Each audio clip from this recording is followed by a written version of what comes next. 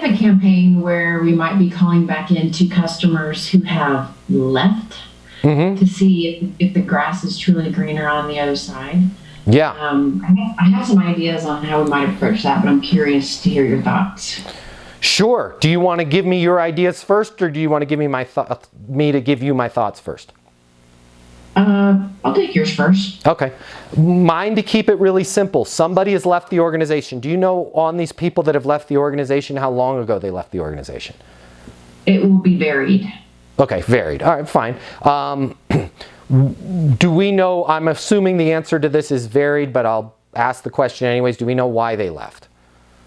Varied. Okay. All right. So how I would reach out is, if it's been an extended period of time, and by extended period of time in my end, my opinion, 2 to 3 months. Okay, so 60 to 90 days. I would lead with the, hey, not sure if you remember us, or we've worked with you in the past. I wanted to reach out to you personally. And then simply, I've got an idea I'd love to get your opinion on. Can you call me on my mobile? Right? We don't need to be super salesy on that first voicemail. Okay? On that first call, hey, I know you'd worked with us in the past. I wanted to reach out to you personally. I did have a couple ideas about some new things with bump X, Y, and Z. Does it make sense for me to email you over something? Right? And then step into the call that way. But what we don't want to do is lead that call with, hey, Nancy, I know you'd worked with us in the past. We've made some big changes to the organization, right? Calling to see if I can have 5 minutes of your time to explain what's new over here at Easton University. Nope, I'm all good, right? Some of the time, if you just, I don't even want to say fall on your sword, but just be honest. Hey, it's been a while since we've talked to you. I know you've worked with us in the past. I wanted to step in here personally, let you know we've got some ideas that I'd love to get your opinion on. I've got some tips that would help you whether you came back and worked with us or not. Give me a call on my mobile, 720-660-3202. I'm at least going to give that person the benefit of the doubt and call them back. And then what I would hope is that your team, or you, or whoever's making the call, honors that promise that you made in the voicemail and doesn't start selling them when they call back. Your team, everybody on this call, has valuable information that they can give an ex-client, whether that ex-client comes back or not. Right? One of the things that we're noticing is bump, bump, bump, bump, bump. Are you guys seeing this? Right? So that's how I would do it.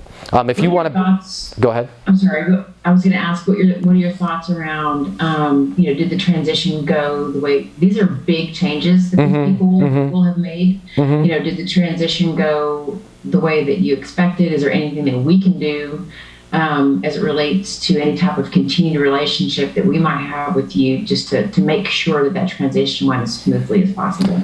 I'm not totally opposed to that. However, when I have a singular conversation with you, you left my organization, you went to somebody else, and I'm, hey, how did it go? Right? It's okay. And we're having a singular conversation. Okay? It's very easy for them to get defensive. It's very easy for them to get combative. And it's very easy for them to not share information with us. So if we simply introduce a third party, third idea, things that we've seen with other clients that have left, it will allow us to triangulate on that third party, that idea, or those third people without them feeling like it's an interrogation. And the difference is, hey, Nancy, calling to see if your transition over to Acme went well, wanted to make sure they were able to do everything for you. Yup, I'm all good. Done. Hey, Nancy, I've got an idea I'd love to get your opinion on.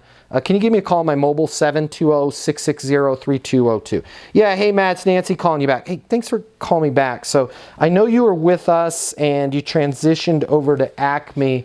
I was thinking about you this morning because we were doing a little summit conversation with some of our clients and some of Acme's clients. And one of the things that they were telling us is people that have transitioned to other providers, although it seemed really great in the beginning and that it would happen seamlessly, what they were seeing is some of those things were either done behind schedule, taking a lot longer, hadn't been done, or the deal had changed altogether. And I was just curious and thinking about you guys, being that you have some expertise and some firsthand knowledge on that. Is that anything that you guys have seen with your transition?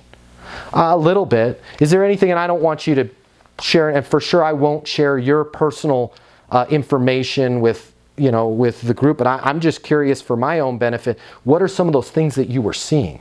Well, I mean, as long as we're keeping it confidential, they changed the pricing on us completely.